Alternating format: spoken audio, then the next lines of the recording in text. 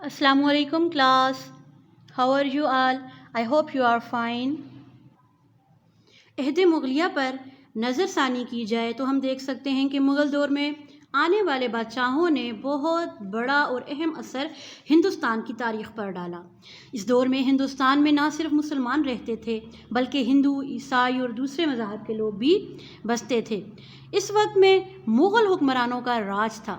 ہندوستان میں مغل حکمرانوں کہ جو راج تھی ان میں کچھ بڑے بڑے عظیم اور بہترین حکمران گزرے جنہوں نے ہندوستان کے لوگوں پر اپنی حکومتی اصلاحات کے ذریعے بہت اثر ڈالا۔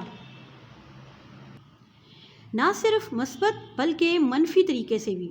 منفی اثرات کو ختم کرنے کے لیے بہت سے بزرگ اور اولیاء نے جہاد کیا اس کے خلاف اور بہت سی تحریکیں چلائی، جیسے ہم نے پچھلے لیکچر میں بھی پڑھا کہ کس طرح دوسرے مذاہب کے لوگوں کو خوش کرنے کے لیے اکبر نے نیا دین جاری کیا اور اس کے خلاف مجدد الف ثانی نے جہاد کیا تھا۔ اس کے علاوہ دوسرے مذاہب کے لوگوں نے بھی اپنی تحریکیں چلائی جن میں بھکتی تحریک اور سکھ تحریکیں شامل تھیں۔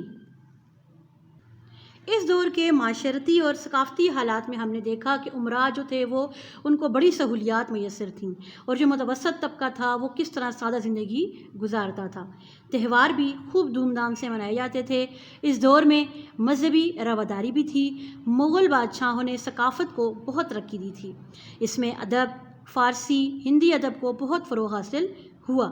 ادب کے ساتھ ساتھ مصوری اور موسیقی کو بھی بہت زیادہ ترقی اور فروغ حاصل ہوا۔ بڑے بڑے نامور شعراء، موسیقار اور مصور مغل دربار کی زینت بنے رہتے تھے۔ کلاس آج ہم لوگ جو ہے وہ مغل عہد میں فنی اور تعمیراتی ترقی کے بارے میں پڑھتے ہیں۔ فنون لطیفہ پر کتنا کام ہوا؟ مغل شہنشاہ فنون و ادب کے شوقین تھے۔ ان کے دور میں فارسی اور ہندی نظم و نثر، مصوری اور موسیقی، ریاضی اور طب کو بڑی ترقی ہوئی۔ ان کے شاہی کتب خانے میں مختلف موضوعات پر بے شمار کتابیں موجود تھیں۔ فارسی اور سنسکرت سے سائنس اور فنون کی کئی کتابیں ترجمہ کی گئیں۔ شاعری کو مغل دور میں کتنی ترقی ملی؟ مغل حکمران شاعری کے بہت دلدادہ تھے، مینس کے بہت شوقین اور بہت زیادہ پسند کرتے تھے اس کو۔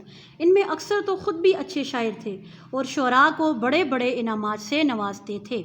جہانگیر تو اتنا بہترین شاعر تھا کہ بہت سے بڑے بڑے شاعر بھی ان کے سامنے شعر کہنے سے کتراتے تھے۔ شاہجہاں اور اورنگزیب کے دور میں بھی شاعری کو بڑا فروغ حاصل ہوا۔ اورنگزیب کی بیٹی زیب النساء ایک اچھی شاعرہ تھی۔ مرزا عبدالقادر بیدل بھی عہد عالمگیری کا عظیم شاعر تھا۔ عہد عالمگیری کا عظیم شاعر مرزا عبدالقادر بیدل تھا۔ عہد مغلیہ میں مصوری کا کیا رجحان تھا؟ اکبر کے زمانے میں مغل اسلوب مصوری نے کمال حاصل کیا۔ اس نے تصاویر کی شاہی نمائش گاہ تیار کی۔ خواجہ عبدالصمد اس دور کا عظیم مصور تھا۔ جہانگیر اور شاہجہاں نے بھی فن مصوری کو عروج تک پہنچایا۔ موسیقی کو اس دور میں کتنی ترقی ہوئی یا کتنا ان کو فروغ ملا؟ مغل بادشاہ سوائے اورنگزیب کے سبھی موسیقی کے دلدادہ تھے۔ بابر کو موسیقی بہت پسند تھی۔ اس کے زمانے میں موسیقی کو ایک قابل فخر فن سمجھا جاتا تھا۔ بابر کے بعد ہمایوں نے بھی گلوکاروں اور موسیقاروں کی بڑی حوصلہ افزائی کی۔ اکبر کو بھی موسیقی سے خاص لگاؤ تھا۔ ہندو، ایرانی اور کشمیری موسیقاروں کی بڑی تعداد دربار میں جمع رہتی تھی۔ تانسین کون تھا؟ تانسین اکبر کے زمانے کا سب سے بڑا موسیقار اور گویّا تھا۔ گویّا مطلب گانا گانے والا۔ اکبر کی طرح جہانگیر اور شاہجہاں بھی موسیقی سے بڑا لگاؤ رکھتے تھے۔ جگن ناتھ کون تھا؟ جگن ناتھ عہد شاہجہانی کا بہت بڑا موسیقار تھا۔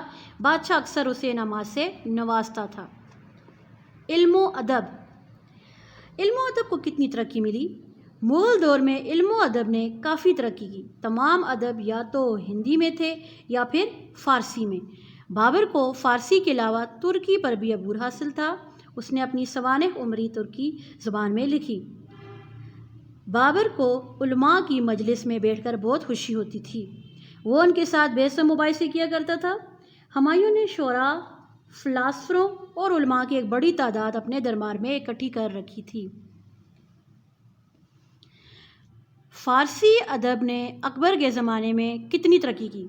فارسی ادب نے اکبر کے زمانے میں نمایاں ترقی کی۔ اس زمانے کی تصنیفات کو تاریخی اہمیت حاصل ہے۔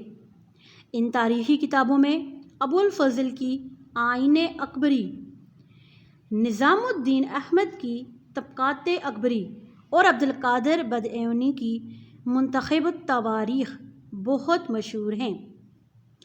مغل شہزادیوں میں گل بدن بیگم، نور جہاں بیگم، ممتاز محل، جہاں آرا، زیب النساء ادبی ذوق رکھتی تھی۔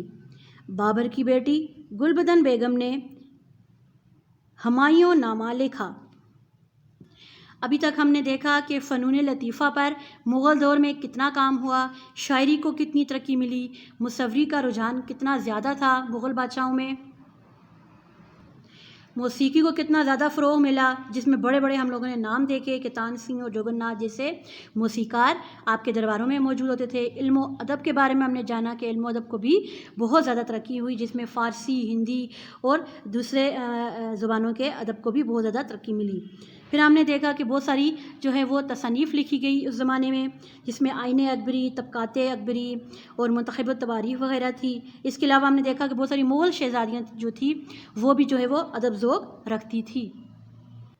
ابھی ہم لوگ دیکھتے ہیں کہ فن تعمیر یعنی کہ تعمیرات کے فن میں مغل دور میں کتنا کام ہوا۔ مغل فن تعمیر کے بہت شوقین تھے، بہت سی عمارتیں آج بھی ان کی یاد دلاتی ہیں۔ ان کی تعمیرات میں ہندوستانی اور بیرونی ممالک کے طرز تعمیر کی آمیزش پائی جاتی ہے۔ مغلوں کے یہ تعمیری کارنامے اسلامی عہد حکومت کی ہمیشہ میراث رہیں گے۔ بابر کے عہد کی دو عمارتیں کون کون سی ہیں؟ بابر کے عہد کی دو عمارتیں یعنی کہ جامع مسجد اور کابل باغ پانی پت ہیں، جن میں جامع مسجد تو اب تک موجود ہے۔ ہمایوں کے عہد کی فنی تعمیرات کون کون سی ہیں؟ ہمایوں کا عہد حکومت لڑائیوں میں گزرا، لیکن پھر بھی اس نے قلعہ دین پناہ دلی میں اور فتح آباد پنجاب میں ایک مسجد تعمیر کی۔ اکبر کی تعمیرات کا کیا حال تھا؟ اکبر نے بہت سی تعمیرات کرائیں۔ ان عمارات میں اس نے سرخ پتھر کا استعمال کیا۔ اکبر نے ان عمارتوں میں جدید طرز تعمیر کی بنیاد ڈالی۔ اس نے ہندو اور مغل طرز تعمیر کو ملا کر نئے طرز کی عمارات بنوائیں۔ ان عمارات میں دلی میں ہمایوں کا مقبرہ، فتح پور سیکری کا بلند دروازہ، شیخ سلیم چشتی کا مقبرہ، لاہور اور اٹک کے شاہی قلعے، شاہی محل اور آگرہ میں جامع مسجد آج بھی قابل دید ہیں۔ لاہور کے قلعوں کی عمارتوں میں جہانگیر، شاہ جہاں اور اورنگزیب نے بھی بہت اضافہ کیا۔ جہانگیر کے دور کی تعمیرات۔ جہانگیر کے عہد میں نور جہاں نے اپنے والد کا مقبرہ آگرہ میں سفید سنگ مرمر سے بنوایا۔ اسکندریہ میں اکبر کا مقبرہ بھی جہانگیر کے عہد کی نمایاں عمارات میں سے ایک ہے۔ جہانگیر کا مقبرہ بھی نور جہاں نے شاہدرہ لاہور کے قریب دریائے راوی کے کنارے بنوایا۔ جہانگیر کو عمارات کی نسبت باغات اور مصوری سے زیادہ لگاؤ تھا۔ کشمیر میں شالیمار باغ اور نشاط باغ اس کے عہد کی یادگاریں ہیں۔ مغل بادشاہوں میں شاہ جہاں کو تعمیرات میں کتنی دلچسپی تھی؟ مغل بادشاہوں میں شاہ جہاں کو تعمیرات میں زیادہ دلچسپی لینے کی وجہ سے امتیازی حیثیت حاصل ہے، اس لیے اسے مورخین فن تعمیرات کا بادشاہ کے نام سے یاد کرتے ہیں۔ اس کی اہم عمارتوں میں دیوان عام و خاص قلعہ دلی، جامع مسجد دلی، موتی مسجد آگرہ اور تاج محل آگرہ ہیں۔ اس کی عمارتوں میں اسلامی رنگ نمایاں ہیں۔ اس کی تعمیرات میں سفید سنگ مرمر استعمال کیا گیا ہے۔ اورنگزیب کے عہد کی بہترین عمارتیں کون کون سی ہیں؟ اورنگزیب کے عہد میں لاہور کی بادشاہی مسجد اور ڈھاکہ میں جامع مسجد اور قلعہ لال باغ تعمیر ہوئے۔ یہ عمارتیں بھی بہت خوبصورتی میں لاسانی ہیں۔ ہم لوگ ان پکچرز میں دیکھ سکتے ہیں کہ تاج محل جو کہ شاہجہاں کے دور میں بنایا گیا، شاہی مسجد جو کہ اورنگزیب کے دور میں بنائی گئی، پھر نیچے آتا ہے شالیمار باغ جو کہ جہانگیر کے عہد میں بنایا گیا، پھر قلعہ آگرہ ہے، اور یہاں پر ساتھ میں جو ہے وہ شاہی قلعہ اٹک ہے جو کہ اکبر کے دور میں بنایا گیا تھا۔ آج کے چیپٹر کے اہم نکات میں ہم نے دیکھا کہ فنون لطیفہ، فنون و ادب کے بہت زیادہ شوقین تھے مغل عہد کے لوگ، حکمران ادب، مصوری، موسیقی اور دوسرے علوم کو بہت زیادہ ترقی دی گئی۔ شاعری میں دیکھا ہم نے کہ شاعری کے بہت دلدادہ تھے، بڑے بڑے شعراء کو انعامات تقسیم دیے جاتے تھے۔ جہانگیر ایک بہترین شاعر تھا، اور اورنگزیب کی بیٹی جو تھی وہ زیب النساء، وہ بھی ایک بہت بڑی جو ہے وہ شاعرہ تھی۔ مصوری میں ہم نے دیکھا کہ شاہی نمائش گاہ تیار کی جاتی تھی۔ خواجہ عبدالصمد جو تھا وہ بہترین مصور اس دور کا سمجھا جاتا تھا۔ موسیقی کے بارے میں ہم نے جانا کہ موسیقی کو بہت زیادہ پسند کیا جاتا تھا۔ ہندی، ایرانی، کشمیری موسیقار جو تھے وہ مغل دربار کی زینت بنے رہتے تھے۔ تان سین کا ایک بہت بڑا نام ہے موسیقاروں میں، اور جس کو انعامات سے نوازا جاتا تھا۔ اور عہد شاہجہانی میں جو تھا وہ جگن ناتھ بہت بڑا موسیقار سمجھا جاتا تھا۔ علم و ادب کی کامیابی کے بارے میں ہم نے دیکھا کہ ہندی اور فارسی ادب کو بہت فروغ ملا۔ بابر علماء کی مجلسیں لگائے رکھتا تھا۔ شعراء، فلاسفر اور علماء دربار میں ہر وقت موجود رہتے تھے۔ مغل شہزادیاں اور ادبی ذوق ان کا بہت زیادہ تھا۔ تاریخی کتابوں کا بہت بڑا دور تھا جس میں بہت زیادہ تصانیف لکھی گئی۔ پھر ہم نے جانا کہ فن تعمیرات میں جو ہے وہ ان سارے بادشاہوں نے جو ہے وہ بہت بڑا کردار ادا کیا ہے۔ بابر نے ہم نے دیکھا کہ جامع مسجد اور کابل باغ بنایا۔ اکبر نے جو تھا وہ سرخ پتھروں کا استعمال کر کے ہمایوں کا مقبرہ، فتح پور سکیری کا بلند دروازہ، شیخ سلیم چشتی کا مقبرہ، شاہی محل وغیرہ بنائے۔ اکبر کا مقبرہ، جہانگیر کا مقبرہ، شالیمار باغ، نشاط باغ، اس کے علاوہ شاہجہاں کے دور میں جو تھے وہ شاہجہاں کو جو تھا وہ فن تعمیرات کا بادشاہ تصور کیا جاتا تھا۔ قلعہ دلی، جامع مسجد دلی، موتی مسجد آگرہ، تاج محل آگرہ، اور اورنگزیب نے جو ہے وہ لاہور کی بادشاہی مسجد، ڈھاکہ میں جامع مسجد اور قلعہ لال باغ کو تعمیر کروایا۔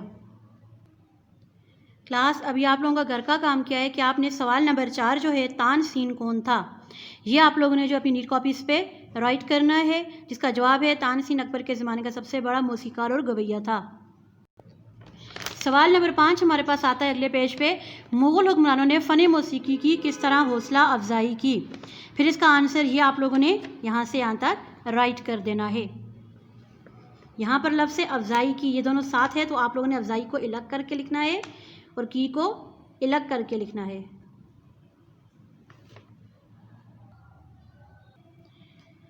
ابھی آپ نے جو ہے وہ ریڈ کاپیز پہ کیسے کرنا ہے، آپ لوگوں نے سب سے پہلے لائنز ڈرا کرنی ہے 1 انچ کا گیپ رکھ کے، پھر آپ نے جو ہے وہ دن لکھنا ہے، گھر کا کام لکھنا ہے اور تاریخ لکھ دینی ہے۔ ایک لائن سکپ کر کے آپ لوگوں نے سوال نمبر 4 کی ہیڈنگ دینی ہے، سوال لکھنا ہے، اس کے بعد ایک لائن دوبارہ سکپ کر کے آپ لوگوں نے جواب کی ہیڈنگ دے کے آنسر رائٹ کرنا ہے۔ آنسر جیسے یہاں پہ اگر رائٹ اینڈ ہو رہا ہے تو آپ نے ایک لائن چھوڑ کر پوری کی پوری اینڈنگ لائن پراپر پینسل کے ساتھ یا پوائنٹر کے ساتھ لگانی ہے، نیٹ اینڈ کلین کر کے۔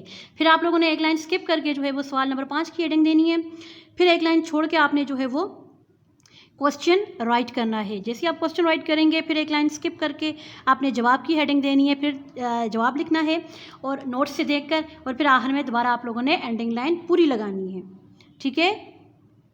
ابھی آپ لوگ پیج نمبر 50 پہ آ جائیں اپنی بک کے، یہاں پر آپ لوگوں کے پاس تفصیلی سوال نمبر 2 ہے، بھکتی اور سکھ تحریکوں کے نمایاں خط و حال بیان کریں۔ ابھی آپ لوگ چلے جائیں اپنے پیج پہ بک کے 38 پیج نمبر 38 پہ، یہاں پر آپ کے پاس آتی ہے بھکتی تحریک اور ہمارے پاس آتی ہے اس کے اگلے پیج پر 39 پیج پر سکھ تحریک۔ اب بھکتی تحریک سب سے پہلے آپ لوگوں نے اوپر ہیڈنگ دینی ہے بھکتی تحریک کی، اور اس کے بعد میں جو ہے جو آپ نے بھکتی تحریک یہاں سے سٹارٹ کرنا ہے اور نیکسٹ پیج پہ جا کر آپ لوگوں کا یہاں تک اینڈ ہوگا، ٹھیک ہے۔ پھر آپ لوگوں نے جو ہے وہ سکھ تحریک کی ہیڈنگ ڈال کے اس کے بعد جو ہے وہ آپ لوگوں نے سکھ تحریک، سکھ مذہب یہاں سے سٹارٹ کر کے یہاں تک آپ لوگوں کا یہ اینڈ ہو جائے گا، یہ سیکنڈ کوسچن۔ یہ آپ لوگوں نے بک پر ہی نشان لگانے ہیں، اور اس کے ساتھ ساتھ آپ نے جو ہے جب یہاں پر یہ جو اس کی تعلیمات دی ہوئی ہیں یہاں پر آپ نے اوپر ہیڈنگ دینی ہے گرو نانک کی اہم تعلیمات. گرو نانک کی اہم تعلیمات کے اوپر ہیڈنگ دینی ہے، لکھ لینی ہے، اور نیچے آپ لوگوں نے یہ 4 پوائنٹس اسی کو کرنا ہے. یہاں پر سیکنڈ کوسچن اینڈ ہو رہا ہے، اور یہ آپ لوگوں نے بک پر ہی کرنا ہے. ٹھیک ہے، بک پر آپ لوگوں نے اس کے نشان لگا دینے ہیں. کام آپ نے نیٹ اینڈ کلین کرنا ہے، اور آپ لوگوں نے جو ہے وہ ایک کام جیسے ہی کریں گے تو مجھے آن لائن سبمٹ بھی کروانا ہے. اس کے علاوہ آپ لوگوں نے 31 اگست تک جو ہے وہ اپنا ہوم ورک جو ہے وہ سبمٹ کروا دینا ہے اسکول میں، تاکہ آپ لوگوں کا 5 سپٹمبر تک جو ہے وہ رزلٹ اگست کا اناؤنس ہم لوگ کر سکیں. ٹھیک ہے، okay class, thank you so much. اللہ حافظ.